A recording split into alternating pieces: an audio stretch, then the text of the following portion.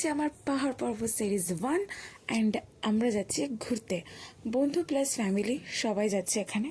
তো আমরা বেরিয়ে পড়েছি হাওড়ার উদ্দেশ্যে। হাওড়া থেকে আমাদের ট্রেন আছে ঠিক দুপুর 1টার সময়। তো আমরা একটা গাড়িতে আছি আর বন্ধুরা আরও একটা গাড়িতে আছে। তো আমরা ক্রস করছি ব্রিজ, অ্যান্ড ব্রিজ ক্রস করলে স্টেশনে সবাই দাঁড়িয়ে আছে। আমরা ওয়েট করেছিলাম বোর্ডিংয়ের। তো এই হচ্ছে আমাদের মোটামুটি সবাই লোক। তো আমরা প্রায় 130 জন ছিলাম। তো এই আমাদের বিশাল বড় একটা লাগেজ আমাদের বোর্ডিং দিয়ে দিয়েছে।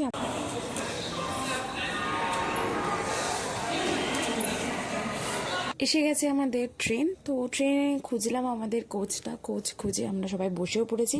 ট্রেন তার কিছুক্ষণের মধ্যেই ছেড়ে দিয়েছিল। ট্রেনে ওঠার পর থেকে তো গল্প গুজব, ছবি তোলা, ফটো তোলা, কি হবে না হবে সেই সব আলোচনা, প্লাস আমাদের বাড়ি থেকে আনা খাবার দাবারগুলো আমরা খেলাম সবাই। তারপর 1 ঘন্টার মধ্যে এসে গেল বর্ধমান জাংশন। তারপরে খেলাম একটু চা, তারপরে আমরা একটু গান শুনলাম, তারপরে একটু বোর হচ্ছিলাম বলে উঠলাম, উঠে একটু ফটো ভিডিও করলাম। তারপরে এসে গেছে সীতারামপুর। তারপরে একটা চোরাবলি মতো কিছু দেখলাম, যেটা আমরা ভিডিওতে। তারপরে সন্ধে হতে যাই। তো আমাদের ট্রেন চেঞ্জ করার ব্যাপার ছিল, তাই আমরা প্রায় 5 ঘন্টার মতো জার্নি করে আমরা ট্রেন চেঞ্জ করার জন্য চলে এসেছি ধানবাদ স্টেশনে। তো ধানবাদে আমরা নেমেছি। নেমে আমাদের কিছুক্ষণ বসে তারপর আমাদের স্যারেরা ওয়েটিং রুম খুঁজে দেওয়ার পর আমরা চলে গেছি ওয়েটিং, আরও 5 থেকে 6 ঘন্টা ওয়েট করার জন্য। তো পাশেও আর একটা ওয়েটিং রুম ছিল। তো আমরা অনেকে ওয়েট বসেছিলাম। কারণ হলো আমাদের এতজনের টিকিট একসাথে পাওয়া যায়নি, তাই আমাদের দুটো ট্রেন চেঞ্জ করতে হয়েছে। তো আমরা ওখানে ধানবাদের স্পেশাল কিনা জানি না, বাট লিট্টি চোখা খেলাম। ঠিকঠাক খেতে ছিল, ভালোই ছিল। তো সেটা খাওয়ার পর আমাদের ট্রেন দিয়েছিল, অনেক রাত হয়ে গেছিল। তাই আমরা সবাই মিলে বেরিয়ে পড়লাম আমাদের ট্রেনের জন্য ধানবাদ থেকে আম্বালা অবধি। তো আমরা ট্রেনে উঠে পড়বো, আমাদের ট্রেন দিয়ে দিয়েছে। ট্রেনে ওঠার পর আমরা তো যে যার কোচে সিট খুঁজলাম, বাট অনেক ঝামেলা হয়েছে, কারণ অনেকেই বিনা টিকিট সিট নিয়েছিল। বাট আমরা সেটা অ্যাডজাস্ট করে আমরা ঠিক বুঝিয়ে বাজিয়ে সিটে বসেছি। আমরা আরও একবার নেমেছিলাম, কারণ ট্রেনটা অনেকক্ষণ দাঁড়িয়েছিল। আমরা একটু ভিডিও করলাম, চা খেলাম, চাটা ভালো ছিল। ট্রেনের লেবু চাটাই একমাত্র ভালো। তারপর ট্রেনটা ছেড়ে ধানবাদের আমরা ঘুগনি খেয়ে নিলাম।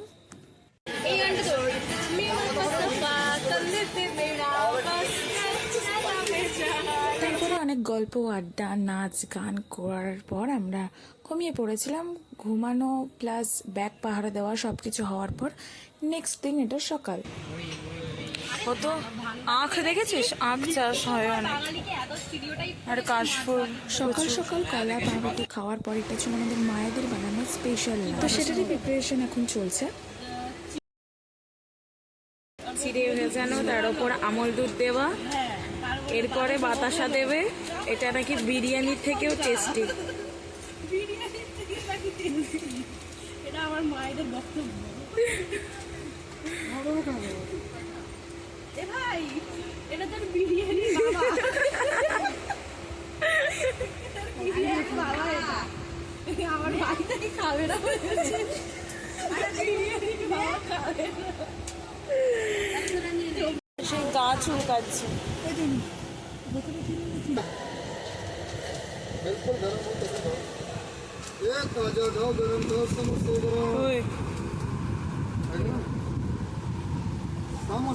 তো আমরা টেস্টি খাবার খেতে খেতে পৌঁছে গেছি এখন অযোধ্যাতে তো প্রচুর বানর ছিল। একটা দুটো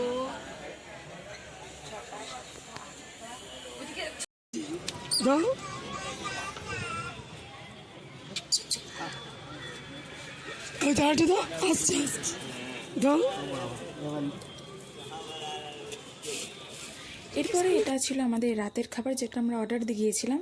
অনেক কিছু আইটেম ছিল, বাট অনেক দামও নিয়েছিল। যাই হোক, আমরা খাওয়ার পর আরও গল্প করার পর আমরা ঘুমিয়ে পড়েছিলাম, কারণ আমাদের ভোরবেলা নামার কথা ছিল ঠিক 4:30 টাইম। আমরা চলে এসেছি আম্বালা স্টেশন, যেটা হরিয়ানাতে। তো আমরা লাগেজ নিয়ে সবাই মিলে এক জায়গায় জড়ো হওয়ার পর আমাদের যেহেতু কার অ্যালটমেন্ট ছিল, তো কার আসার পর আমরা চলে গেছিলাম। আমাদের 14 সিটের স্টেশনটা খুবই বড় ছিল, যেহেতু এটা জাংশন ছিল। তো আমাদের কার এসে গেছে, আমাদের লাগেজ এখন তোলা হচ্ছে। আমরা 14 জন তারপর গাড়িতেও উঠে গেছি। তো আমাদের পরপর প্রায় 9টা গাড়ি ছিল। তো এতজন মিলে যাচ্ছি আমরা, তো খুবই মজা করতে করতে গেছি। তো গাড়িতে তো গল্প করাই হচ্ছে যে আজকে কি কি হবে। তো আমরা এখন যাচ্ছি সিমলাতে গিয়ে পৌঁছানোর পর তারপরে বাকি জিনিসগুলো সবই দেখাবো। তো বিকেলে অনেক প্ল্যান আছে, তো দেখতে থাকো। আমরা এতটাই ভোরেই নেমেছিলাম যে তখনও সূর্য ওঠেনি, বাট আস্তে আস্তে সানরাইজ হচ্ছে, যেটা খুব সুন্দর ছিল। অনেক দিন পর বোধহয় সানরাইজ দেখলাম।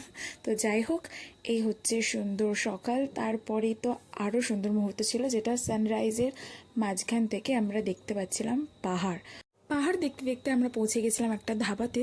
তো তারপরে কি কি হলো সিমলাতে গিয়ে আমরা সব কিছু দেখাবো।